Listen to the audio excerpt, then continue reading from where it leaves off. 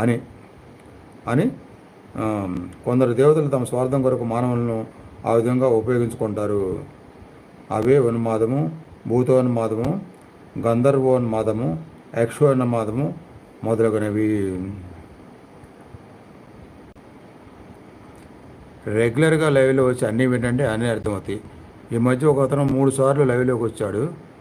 యక్షిణీ సాధన అని ఒకటేమని అదే అడుగుతున్నాడు. నేను చేయొద్దని చెప్పాను. దాని వివరణ తెలియకుండా గురువు లేకుండా అసలే చేయొద్దని కూడా చెప్పాను అనమాట. అంటే మానవులను పశువులుగా ఉపయోగించే దేవతలు కూడా ఉంటారు.